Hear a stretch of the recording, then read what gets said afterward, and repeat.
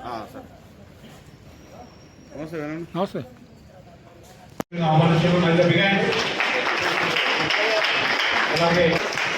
అలాగే ఈనాటి కార్యక్రమానికి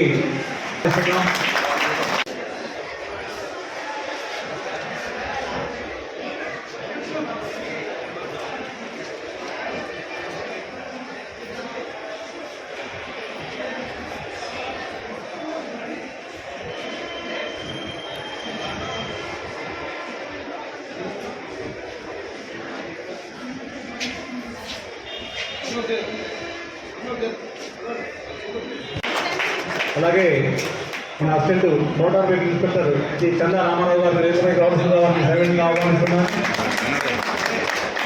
అలాగే మరో ఏఎంఐ గారు అడ్డాస్ గారు రేపుపై కావాల్సిన వారిని సైలెంట్గా ఆహ్వానిస్తున్నాం. మరొక ఏఎంఐ గారు శ్రీ రియాజ్ గారు రేపుపై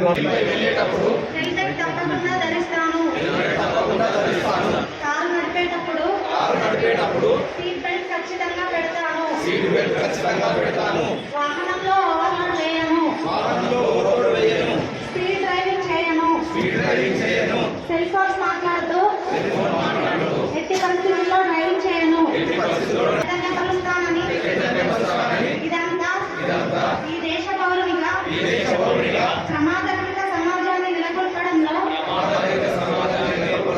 త్రికరణ శుద్ధిగా నా కర్తవ్యాన్ని కొనసాగిస్తానని. ఎక్కువైనా స్పీడ్ దాన్ని స్టాపింగ్ డిస్టెన్స్ అంటారు. వాళ్ళు అంతకన్నా ముందు నువ్వు ఆ బండి ఎట్టి ఫస్ట్ ఆపలేదు. అదే నువ్వు మొత్తం కంప్లీట్గా నువ్వు ఈ ఆ ఆబ్జెక్ట్ నీ బ్రెయిన్తో లింక్పై నువ్వు అది తీసుకుపోయి కాలు ఎక్సిలేటర్ నుంచి బ్రేక్ వచ్చేసరికి నువ్వు బ్రేక్ వేసేసరికి టోటల్గా 108 మీటర్స్ వెళ్ళిపోతుంది బండి. నువ్వు ఆ లోపల 80% అంటే ఆబ్జెక్ట్ అనేది నీకు ఆ 1.8 మీటర్ తర్వాత వెళ్ళి నువ్వు కానీ సేవ్ చేయగలుగుతావు. అంతకన్నా ముందు నువ్వు సేవ్ చేయదు. ఇది 100 km/h అనుకుంటుంది. అంటే స్పీడ్గా పోవద్దు. స్పీడ్ పోవడం వల్ల ఖచ్చితంగా యాక్సిడెంట్ అయ్యే అవకాశం ఉండదు. దాన్ని ఇవ్వడం మన మానవాత్మలో ఇవ్వడం మేము చేయలేము. రెండవది డ్రంక్ అండ్ డ్రైవ్ తర్వాత ఏమైందంటే మన మెదడు అనేది కంపల్సరీ ఆబ్జెక్ట్ రికగ్నైజ్ చేసి మనకు మెసేజ్ పంపించేది అది సైలెంట్ అయిపోతుంది. కాబట్టి ఖచ్చితంగా యాక్సిడెంట్ అవ్వడానికి ఆస్కారం ఉంటుంది. ఇంకోటి cell phone drive. Cell phone వల్ల ఏంటంటే విజువల్ డిస్ట్రాక్షన్, మెంటల్ డిస్ట్రాక్షన్ ఉంటుంది. మనం ఒక ఆబ్జెక్ట్ చూసిన తర్వాత ఇట్లా చూస్తున్నాం కదా, అక్కడ దాన్ని మనం చూస్తాం కానీ అది మనకు కనెక్ట్ కాలేదు. ఖచ్చితంగా యాక్సిడెంట్ అయ్యే అవకాశం. ఇంకోటి వెయిటింగ్ అంటే మనము మనుషులం, యంత్రాలం కాదు.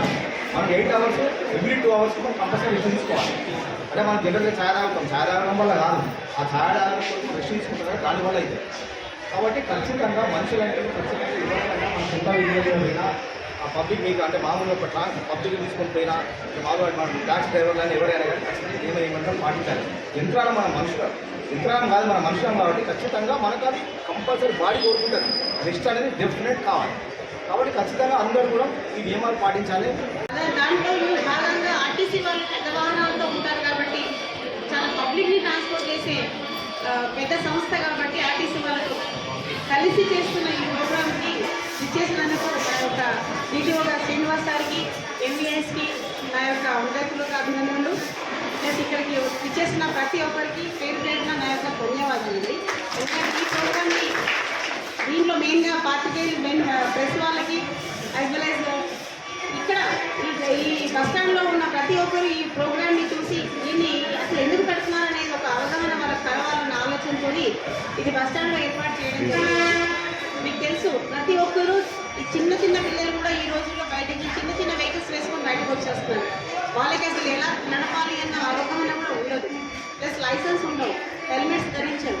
ఇవన్నీ రోడ్డు సేఫ్టీగా ఉండాలన్న ఆలోచనతోని వీటికి కల్పించాలన్న ఆలోచనతోని మన మెయిన్గా ట్రాన్స్పోర్ట్ డిపార్ట్మెంట్ వాళ్ళు ఉన్న మొత్తం బలంగా ఇక్కడే ఉన్నారంటే మీరు ఒకసారి ఆలోచించండి.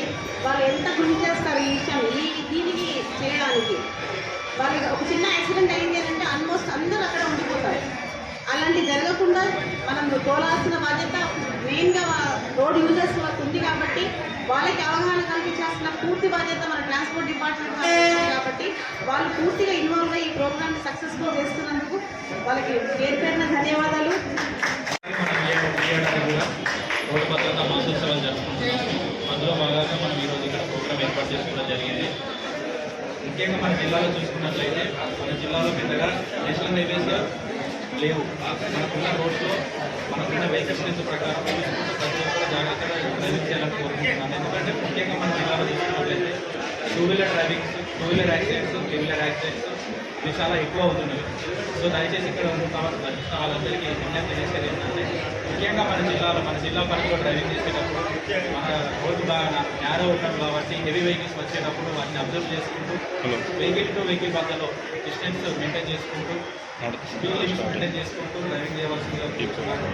అలాగే ముఖ్యంగా మైనర్స్కి మన జిల్లాలో కూడా చూసుకున్నట్టయితే మైనర్స్కి వెహికల్స్ ఇవ్వడం జరుగుతుంది. మైనర్స్కి వెహికల్ ఇచ్చినప్పుడు